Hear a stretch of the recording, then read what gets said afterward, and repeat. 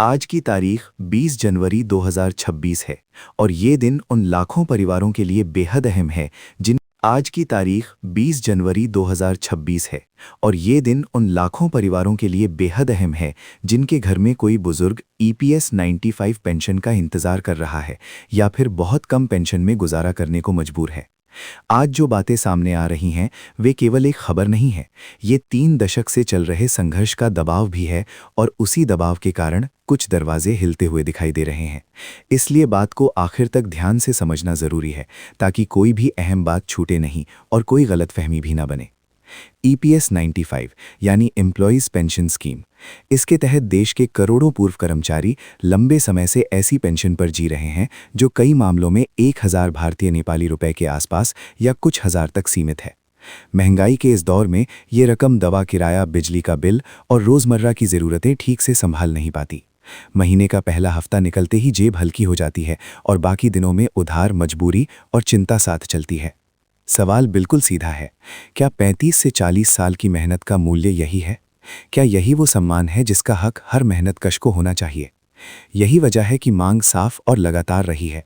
न्यूनतम पेंशन सम्मानजनक स्तर तक तय हो, जैसे 7000 भारतीय नेपाली रुपए से 7500 भारतीय नेपाली रुपए के आसपास, और उसके साथ महंगाई भत्ता यानी डीए भी जोड़ा जाए। इसके साथ बुजुर्गों को इलाज के लिए समुचित चिकित्सा सुविधा या कोई मेडिकल कवर ऐसा प्रावधान भी हो जिससे बीमारी के समय उनका घर टूटे नहीं और उनका आत्मसम्मान भी बना रहे। ये मांग कागजी आंकड़ों की लड़ाई नहीं है, ये उन लोगों की गरिमा की लड़ाई है जिन्होंने अपनी जवानी, अपना स्वास्थ्य और अपने जीवन का सबसे मेहनती हिस्सा कारखानों, फैक्ट्रियों, निर्माण स्थलों और उद्योगों में लगा दिया ताकि देश की अर्थव्यवस्था आगे बढ़े। जरा उस हकीकत को महसूस कीजिए।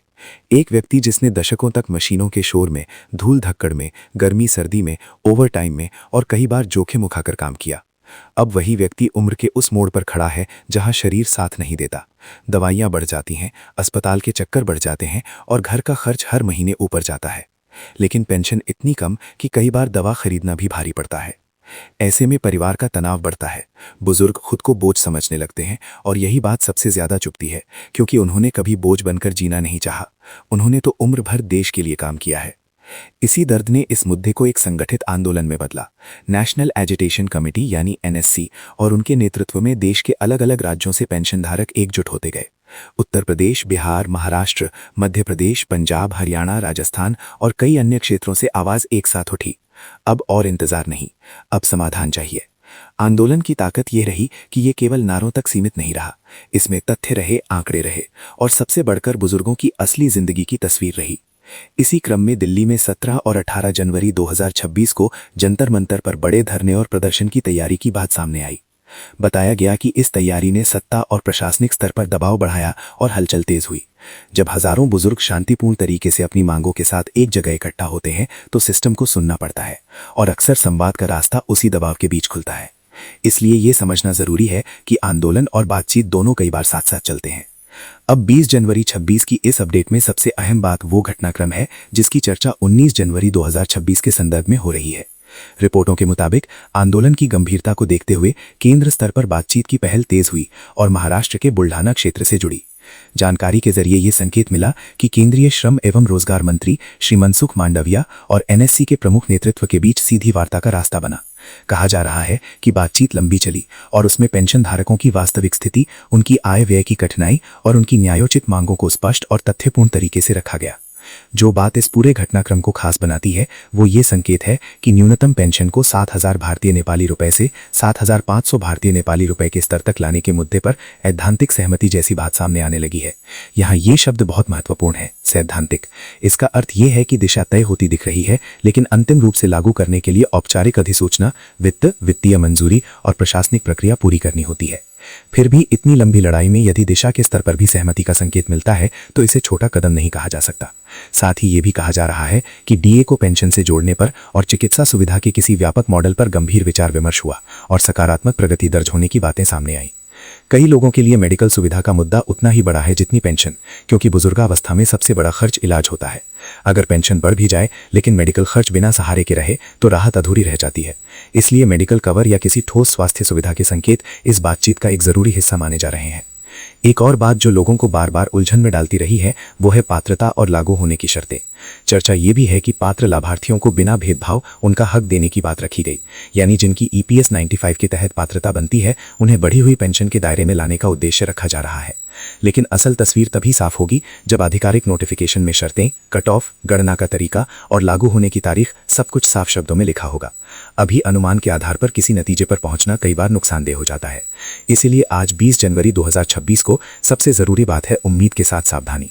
उम्मीद इसलिए कि संघर्ष का असर दिखाई दे रहा है, और सावधानी इसलिए कि जब तक लिखित आदेश सामने नहीं आता तब तक पक्का हो गया जैसी बातें अक्सर लोगों को भ्रमित करती है। कुछ लोग ये भी कहने लगते हैं कि कल से पैसा आ जाएगा या इसी महीने की पेंशन बढ़कर आएगी। ऐसी अफवाहों पर भरोसा मत कीजिए। वास्तविक प्रक्रिया में समय लगता है, फाइलें चलती हैं, वित्तीय भार का आकलन होता है और फिर सिस्टम में बदलाव होता है। ये भी बताया जा रहा है कि सकारात्मक संकेत मिलने के बाद 17 और 18 जनवरी वाले दिल्ली स्तरीय कार्यक्रम को स्थगित करने का निर्णय लिया गया। कहा जा रहा है कि सरकार की तरफ से भरोसे और त्वरित कार्रवाई के आश्वासन के आधार पर यह फैसला हुआ। यहाँ समझने वाली बात यह है कि आंदोलन का दबाव और संवाद का रास्ता दोनों साथ चलते हैं। जब संवाद ठोस दिशा में बढ़ता दिखता है तो आंदोलन रणनीति बदलता है, लेकिन उसकी निगरानी और सतर्कता बनी रहती है। मतलब ये नहीं कि मुद्दा खत्म हो गया, मतलब ये है कि फिलहाल नजरें अगली लिखित कार्रवाई पर टिक गई हैं। अब सवाल आता है आगे क्या। यदि न्यूनतम पेंशन को 7,500 भारतीय नेपाली रुपए के आसपास लाने की दिशा में फैसला आगे बढ़ता है तो श्रम मंत्रालय की अधिसूचना, फिर वित्त मंत्रालय से मंजूरी और उसके बाद ईपीएफओ के सिस्टम में बदलाव, ये सब चरण आते हैं। इसके बाद भुगतान की प्रक्रिया में भी कई बातें तय होंगी। क्या यह बढ़ी हुई राशि किसी पिछली तारीख से लागू होगी या आगे की तारीख से? डीए किस आधार पर लगेगा, किस सूचकांक से जुड़ेगा, मेडिकल सुविधा किस स्वरूप में मिलेगी, क्या यह ईएसआईसी की तरह होगी या कोई अलग मॉडल होगा, और लागू होने की समय सीमा क्या होगी? इन सभी सवालों के जवाब केवल नोटिफिकेशन और गाइडलाइन से ही पक्के होंगे। इसलिए आज की स्थिति को ऐसे समझिए, संकेत मजबूत हैं, लेकिन अंतिम निर्णय लिखित आदेश के बिना पूरा नहीं माना जा सकता। यही वो नाजुक समय होता है जब वादा और अधिसूचना के बीच की दूरी में अफवाहें भी फैलती हैं और कुछ लोग बुजुर्गों को गलत जानकारी देकर परेशान भी करते हैं। आपसे अपील है, किसी भी अनाधिकृत सूत्र या किसी भी व्हाट्सएप फॉरवर्ड या बिना प्रमाण वाले दावे को अंतिम सत्य मानकर फैसले मत कीजिए। सही तरीका यही है कि आधिकारिक नोटिफिकेशन का इंतजार हो और जैसे ही पक्की जानकारी आए उसी के आधार पर आगे कदम उठाया जाए। और एक ज़रूरी बात, अगर आपके घर में, रिश्तेदारों में या मोहल्ले में कोई ईपीएस 95 पेंशन धारक है तो उन्हें ये जानकारी ज़रूर बताइए। खासकर ये बात कि उम्मीद बन रही है लेकिन अभी अंतिम पुष्टि नोटिफिकेशन से होगी। कई बार बुजुर्गों तक सही अपडेट देर से पहुंचता है और गलत सूचना जल्दी। इसलिए जिम्मेदारी के साथ बात आगे बढ़ाइए। और अगर आप चाहते हैं कि आगे आने वाली हर आधिकारिक अपडेट, हर नई जानकारी और हर बदलाव की बात आप तक समय पर पहुंचे तो अभी सब्सक्राइब कर लीजिए ताकि कोई ज़रूरी सूचना मिस ना हो। सब्सक्राइब करके जुड़े रहेंगे तो आपको अपडेट ढूंढनी नहीं पड़ेगी, अपडेट खुद समय पर मिल जाएगी। ये भी याद रखिए, इस दौरान पेंशन धारकों का एकजुट रहना, शांत रहना और जागरूक रहना तीनों ज़रूरी है। शांत इसलिए कि प्रक्रिया आगे बढ़े, जागरूक इसलिए कि कोई बात दब ना जाए, और एकजुट इसलिए कि मुद्दा कमज़ोर ना पड़े। अगर आप चाहते हैं कि आगे भी हर नई और काम की जानकारी सीधे और सरल भाषा में आप तक आती रहे तो सब्सक्राइब ज़रूर कर दीजिए और नोटिफिकेशन ऑन रखिए ताकि जैसे ही कोई आधिकारिक कागज़ या कोई पक्का अपडेट आए आपको तुरंत पता चल जाए। ये छोटा सा कदम कई बार बड़े भ्रम से बचा लेता है। अब एक बहुत व्यावहारिक बात, पेंशन धारक और उनके परिवार आज से ही अपने दस्तावेज व्यवस्थित रखें। पीएफ और पीएफओ से संबंधित रिकॉर्ड, पेंशन ऑर्डर, आधार और बैंक खाते की सही लिंकिंग, मोबाइल नंबर अपडेट और केवाईसी की स्थिति, ये सब चेक कर लें। कई बार जब सिस्टम में बदलाव होता है या राशि बढ़ती है तो तकनीकी कारणों से भुगतान अटक जाता है। फिर बुजुर्ग को बार बार ऑफिस के चक्कर लगाने पड़ते हैं और ये सबसे दुखद बात होती है क्योंकि इस उम्र में भागदौड़ उनकी सेहत पर भारी पड़ती है। अगर तैयारी पहले से होगी तो परेशानी कम होगी और जो भी नई व्यवस्था आएगी उसमें आपकी प्रक्रिया आसानी से आगे बढ़ेगी। ज़रूरत पड़े तो आप बुजुर्गों के साथ बैठकर उनके ईपीएफओ रिकॉर्ड में केवाईसी डिटेल्स देख लें, बैंक खाता सही है या नहीं ये सुनिश्चित कर लें और मोबाइल नंबर अपडेट है या नहीं ये भी देख लें। ये छोटे काम हैं लेकिन बुजुर्गों के सम्मान और सुविधा में बड़ा योगदान देते हैं। अगर आप चाहते हैं कि ऐसी उपयोगी बातें और ज़रूरी कदम समय पर आपको मिलते रहें तो सब्सक्राइब कर लीजिए ताकि आप अपने परिवार के बुजुर्गों की सही मदद कर सकें और किसी भी तकनीकी रुकावट में पहले से तैयार रहें। इस पूरे घटनाक्रम को एक संदेश की तरह देखिए। 3 दशक की आवाज़ आखिरकार उस स्तर तक पहुंच रही है जहां निर्णय की दिशा बदल सकती है। लेकिन आखिरी जीत तभी मानी जाएगी जब बढ़ी हुई पेंशन वास्तव में खातों तक पहुंचे, डीए का ढांचा साफ हो और चिकित्सा सुविधा का स्वरूप स्पष्ट होकर जमीन पर लागू हो। इसलिए उम्मीद रखिए, सतर्क रहिए और सही जानकारी पर टिके रहिए।